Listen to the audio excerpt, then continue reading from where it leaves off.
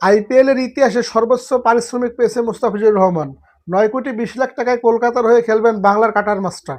ইতিমধ্যে মোস্তাফিজুর রহমানকে দলে ভিড়িয়েছে কলকাতা নাইট রাইডার্স। বাংলাদেশের কোনো ক্রিকেটারকে সর্বোচ্চ পারিশ্রমিক দিয়ে কিনেছেন কোনো একটা ফ্র্যাঞ্চাইজি। আইপিএল ইতিহাসে বাংলাদেশের কোনো ক্রিকেটারকে এত পারিশ্রমিক দিয়ে কখনো কেনেনি। সর্বোচ্চ পারিশ্রমিক পেয়েছেন মোস্তাফিজুর রহমান। এর আগে আইপিএল এর ইতিহাসে সর্বোচ্চ পারিশ্রমিক পেয়েছিল বাংলাদেশের মাশরাফি বিন মুর্তজা। মাশরাফি বিন মুর্তজাকে ছাড়িয়ে গেছে মোস্তাফিজুর রহমান।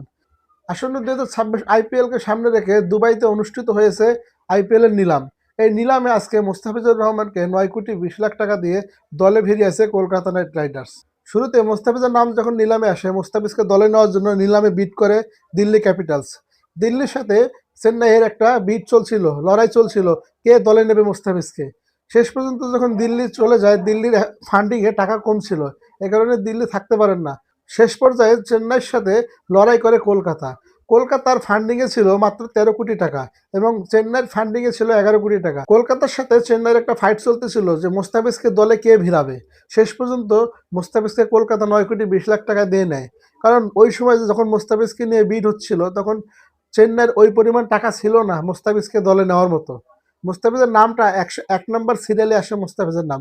ওই সময়ে কোনো দলের ওই রকম ফান্ডিং ছিল না, ওই রকম টাকা ছিল না। এ কারণে মোস্তাফিজের দামটা 9 কোটি 20 লাখ পর্যন্ত যায়। যদি চেন্নাইয়ের ফান্ডিংয়ে আরও টাকা থাকতো, তাহলেও চেন্নাইতে অবশ্যই মোস্তাফিজকে নিত চেন্নাই দলটি। কিন্তু যেহেতু চেন্নাইয়ের ফান্ডিংয়ে টাকা ছিল না, মাত্র 11 কোটি টাকা ছিল, তাদের আরও প্লেয়ার কিনা লাগতো। চেন্নাইয়ের ফান্ডিংয়ে টাকা না থাকায় মোস্তাফিজকে দলে ভেড়াতে পারেনি চেন্নাই সুপার কিংস। এই সুযোগটা লুফে নিয়েছে কলকাতা নাইট রাইডার্স। 9 কোটি 20 লাখ টাকায় মোস্তাফিজকে দলে নিয়েছে। যদি মোস্তাফিজকে নিয়ে আর কোনো দল আগ্রহ দেখাতো, তাহলে সেই দলের বিপক্ষে হলেও, সেই দলের সাথে লড়াই করে হলেও কলকাতা মোস্তাফিজকে দলে ভেড়াতো। মোস্তাফিজকে দলে নিয়ে Kolkata night Riders Facebook post করেছেন যে বাংলার কাটার মাস্টারকে দলে পেয়ে আমরা উচ্ছ্বাসিত। কারণ যে দলই মোস্তাফিজকে নেবেন না কেন, মোস্তাফিজকে নিয়ে আনন্দিত হবেন। কারণ মোস্তাফিজ এই বছরে, সাম্প্রতিক সময়ে এবং এই বছর মিলিয়ে মোস্তাফিজ 38 ম্যাচে টোটাল 48টি উইকেট নিয়েছে টি-20 ক্রিকেটে। সেই মোস্তাফিজকে তো দলে নেবেন, যে কোনো ফ্র্যাঞ্চাইজি চাবেন। কিন্তু আমি বুঝি না, বাংলাদেশের ক্রিকেটাররা মানে লিস্টের শেষের দিকে থাকে। এই কারণে মানে শেষ পর্যায়ে এসে প্রতিটা দলের ফান্ডিংয়ে টাকা থাকে না। এক কথা হলো, আপনার মুম্বাইর তো 1 কোটি, মাত্র 1 কোটি টাকার মতো আছে ফান্ডিংয়ে। এই টাকা নিয়ে তারা বিট করবে কি কোন হিসেবে? যদিও তাদের প্লেয়ার যে লিস্টটা বেঁধে দিয়েছে আইপিএল কর্তৃপক্ষ, সেই লিস্ট অনুযায়ী তাদের প্লেয়ার হয়ে গেছে। ম্যাক্সিমাম 25 জন প্লেয়ার কিনতে পারবেন প্রতিটা ফ্র্যাঞ্চাইজি। সেই লিস্টটা তারা কোটাটা পার করেছেন। এই কারণে হয়তো তাদের টাকার অ্যামাউন্টটাও শেষ হয়ে গিয়েছেন। কিন্তু মোস্তাফিজকে দলে চেন্নাই নিতে পারতো। চেন্নাইয়ের ভুলের কারণে তারা নিতে পারেননি। কারণ 30 লাখ টাকার একটা প্লেয়ারকে তারা 14 কোটি টাকা দিয়ে দলে ভেরিয়েছে। এই কারণে তাদের টাকাটা শেষ হয়ে গিয়েছে। যদিও শুরুর দিকে তাদের টাকা ছিল হিউজ পরিমাণের, দ্বিতীয় সর্বাধিক টাকা ছিল তাদের। কলকাতার টাকা শেষের দিকে শেষ হয়ে গেছিল। তারা 3টা প্লেয়ারকে কিনেছে হিউজ অ্যামাউন্টে। মোস্তাফিজকে কিনেছে 9 কোটি 20 লাখ টাকা দিয়ে। শ্রীলঙ্কার পেসার মাতিসা পাতিরানাকে কিনেছে 18 কোটি টাকা দিয়ে।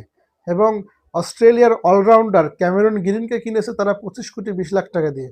সর্বোচ্চ যে 3টা ক্রিকেটারকে কিনেছেন সর্বোচ্চ পারিশ্রমিক দিয়ে, সর্বোচ্চ দাম দিয়ে, সেই 3টা প্লেয়ারই হচ্ছে কলকাতা নাইট রাইডার্সের। এই কারণে মোস্তাফিজের অ্যামাউন্টটা একটু কম হয়ে গিয়েছে। যদি টাকা শেষ পর্যন্ত থাকতো, তাহলে মোস্তাফিজের দামটা আরও বাড়তে পারতো। তো মোস্তাফিজ নতুন দলে খেলবেন কলকাতার জার্সিতে প্রথমবার। এর আগে আরও 4টা 5টা ফ্র্যাঞ্চাইজিতে খেলেছেন মোস্তাফিজ। এবার কলকাতার হয়ে মাঠ মাতাবেন। এর আগে কলকাতার হয়ে খেলেছিল সাকিব আল হাসান, দীর্ঘদিন ধরে খেলেছেন। মাশরাফি খেলেছেন, লিটন কুমার দাস খেলেছেন। এবার মোস্তাফিজুর রহমান খেলবেন। চতুর্থ বাংলাদেশি ক্রিকেটার হিসেবে মোস্তাফিজুর রহমান কলকাতার হয়ে খেলবেন প্রথমবারের মতো। তো best of luck Mustafizur Rahman.